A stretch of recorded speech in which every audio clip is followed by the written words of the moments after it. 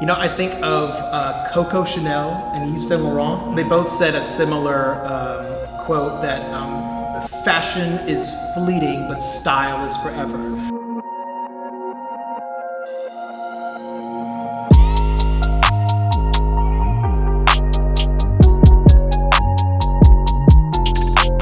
Hey everyone, my name is Thao Nguyen and today I am at Averett University with Justin Hall. And he is one of my very closest friends, and Justin is I am the designer in residence and costume shop supervisor here with the theater department. He runs shit here.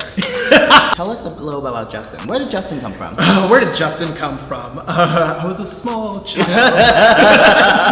As a wee lad. As a wee lad in the fields of Georgia. Not the fields of Georgia. Not the fields. Not at all. Definitely in suburbia of Atlanta. This is Atlanta before the Olympics. Douglasville, Georgia. So it's just close to where Six Flags Over Georgia is located. And you grew up there, went to high school there? I did. I went to elementary, middle, and high school there. And some of my dear friends that are closest to me, I still am in touch with them. That's where I started doing theater. I was a child actor.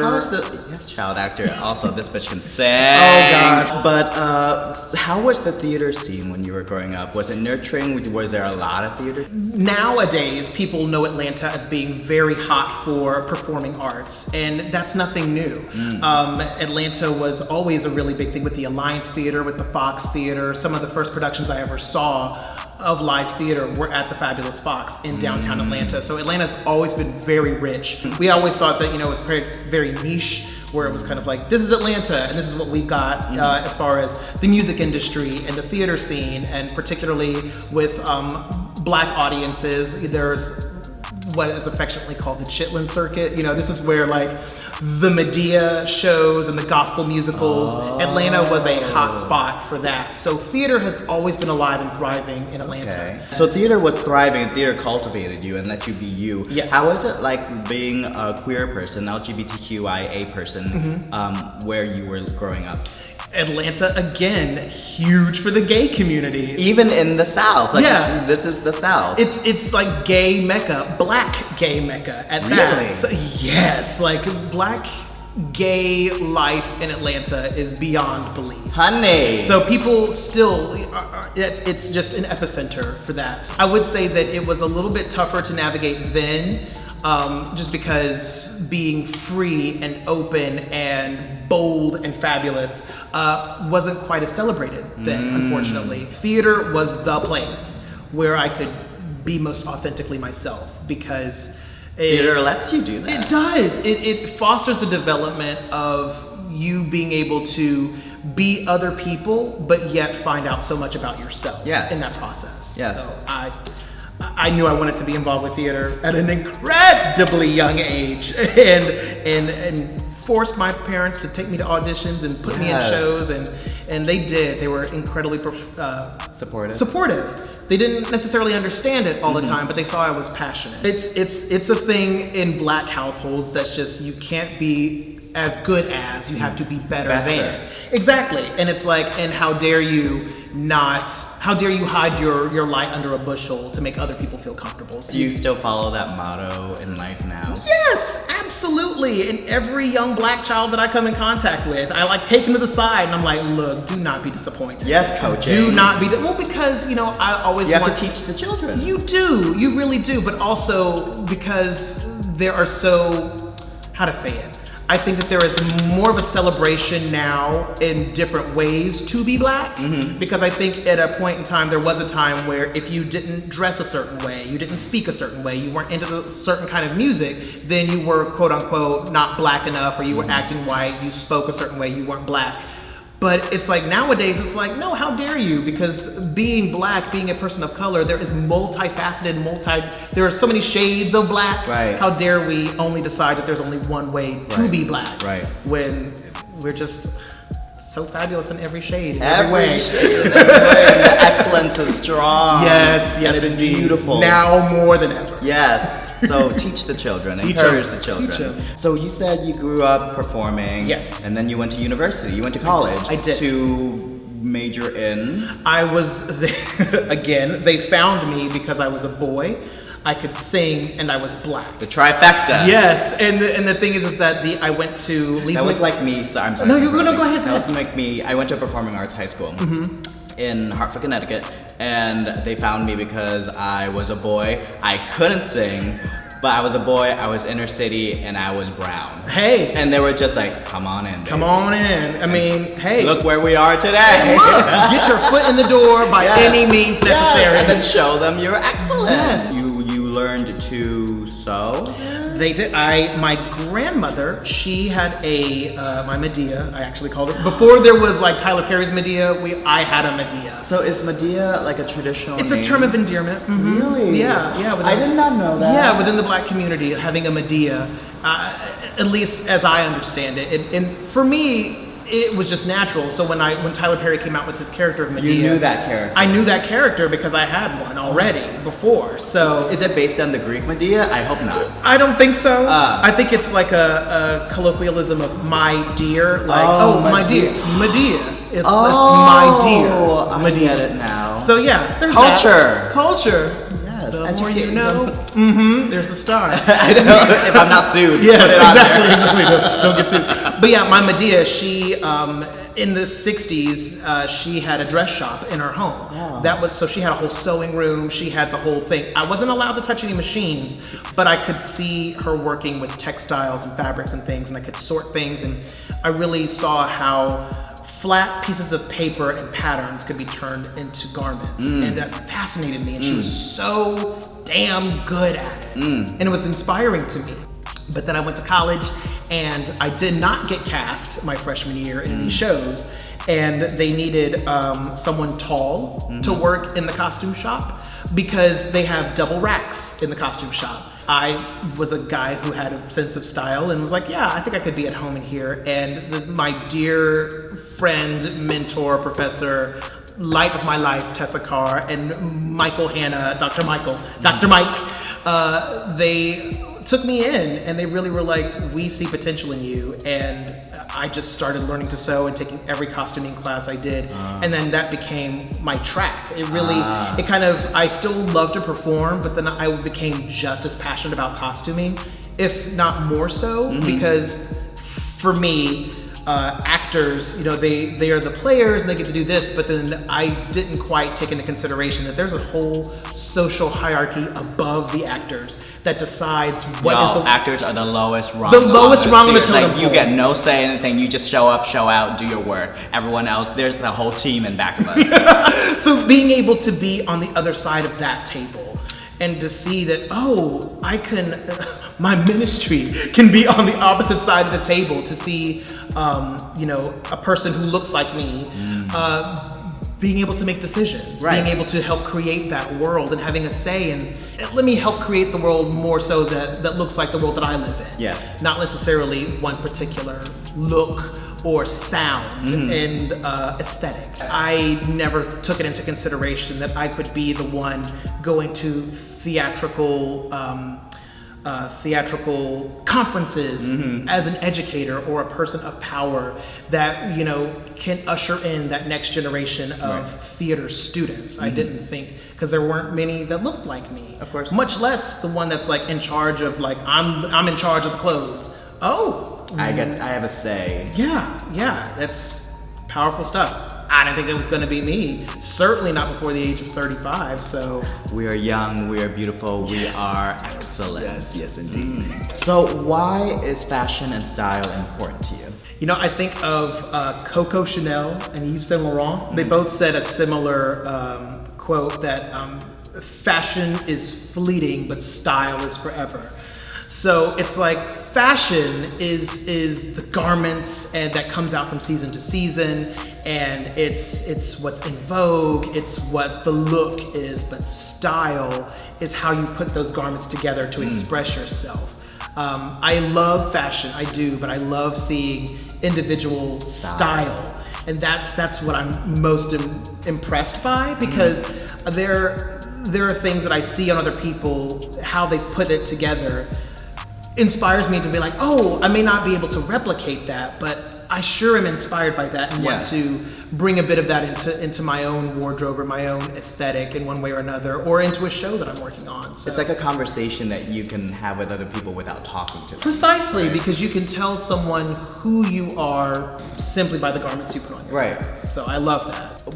Speaking about style, what is your style? When you go shopping anywhere, what screams J Hall design? What screams Justin Hall? Goodness gracious. It's my style, I would have to say, is kind of ever evolving. Of course, because we're human. Yeah. So I don't know, because my style changes based on what project I'm working on. Especially now when we've had so much time with our screens, scrolling through Instagram, through social media of different sorts. I've been incorporating that more into, like, I didn't even own sneakers not too long ago, and now we have a sneaker. We love a sneaker. It's my style. I think it's eclectic.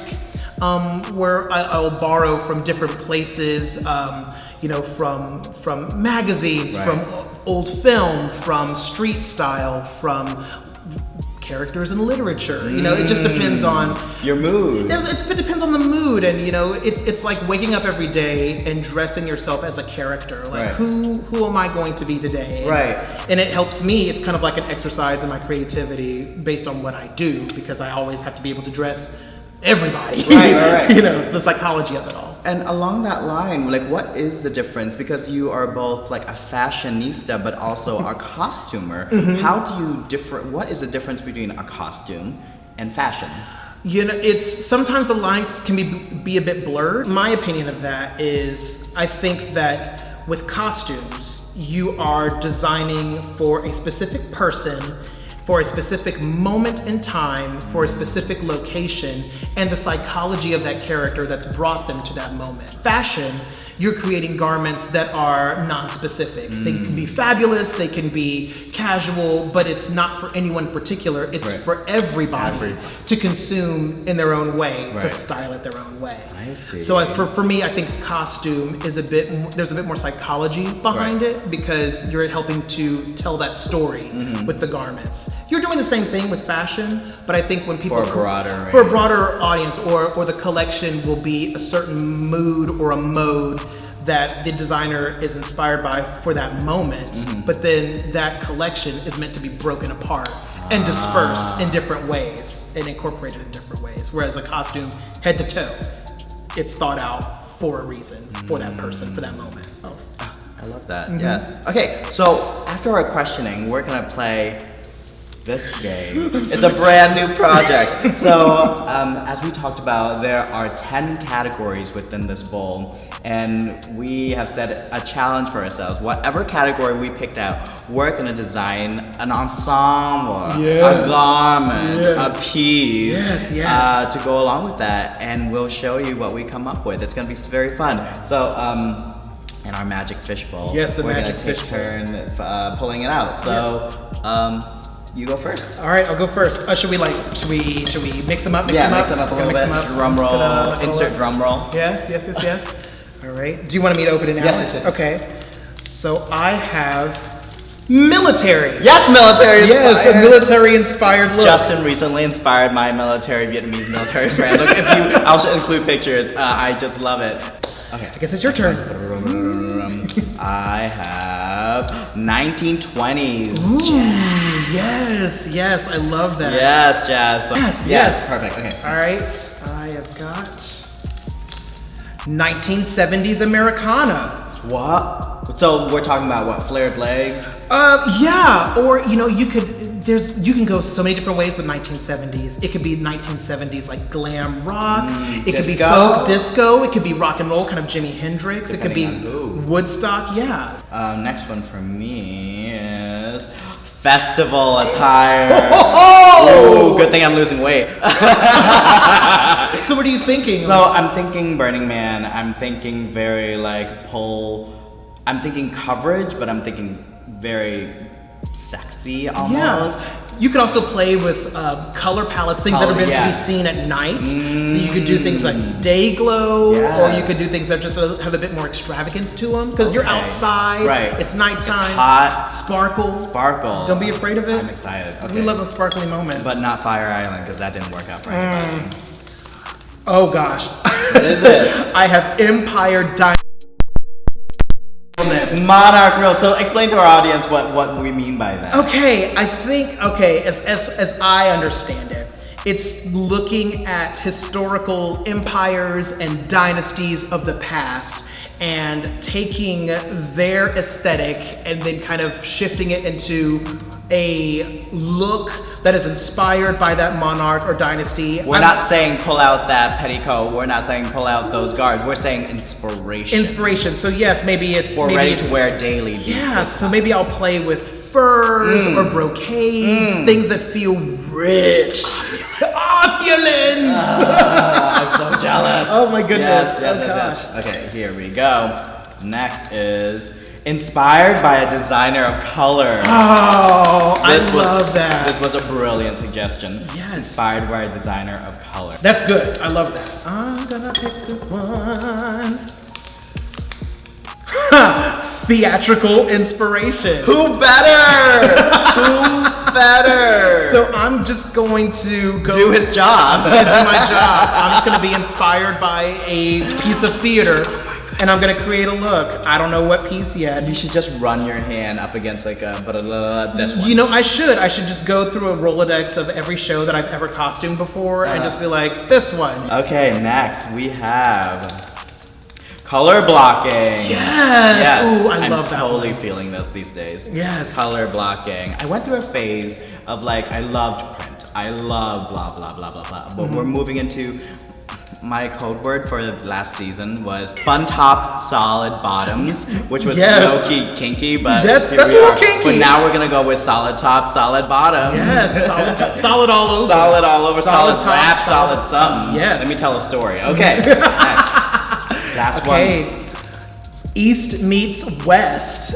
I love this. Yes. I love that you got all the cultural ones. I did, you know, I really I'm do. Jealous, but it's beautiful. I love it. Look. There's something else within our bowl. So we said that this one was just too good not to be done by one person, so we had to share it. So we're gonna go with 2021 predictions. I love that. Kind of like looking into our crystal ball. Yeah. Looking into our crystal ball. What's gonna happen in 2021 post 2020? How are things gonna change? So we get to share this one. Yes. Okay. So for Teton J Hall, we're looking at military inspired. We are looking at East meets West, theatrical inspiration, Empire Dynasty monarch realness, and 1970s Americana. Love it. And for Team Thao, we have color blocking. Yes. We have inspired by a designer of color. Yes. We have festival attire. Yes. I feel feathers and leather. Yes. And 1920s jazz. I love that. I love that. I love that. Did I get one more than you did? Oh. I think I did. 1, 2, 3, 4, 5. 1, 2, 3, 4. Oh no! We should come up with one for you. Actually, let's let the audience decide. Yes! So ladies and gentlemen, it's up to you right now to give me my last look to do. So make sure you leave something in the comments and tell me what my last look are. An unexpected interactive moment. I know! I'm loving that for you. Yes, live theater, but not. So guys, remember, I have jazz, I have festival attire, I'm inspired by a designer of color, I have color blocking. I need one more challenge. Yeah, anything. I love that. I'm excited. I'm excited. I could swear, guys, literally, I could swear we had an even amount of You know, and we thought like we wrote it down, but wow. Here we are. Everything happens for a reason. Everything, yeah. Well, thank you so much for joining my little show. Thank you for having me. I cannot wait. I cannot wait. Me either. Tune in for the second part where we will reveal our outfits. Don't forget to tell me what my next category is, and I'm telling you, the things that will come out of each other, these minds, hopefully will live up to your standards and even more. Yes. Thank you so much. Bye, everyone.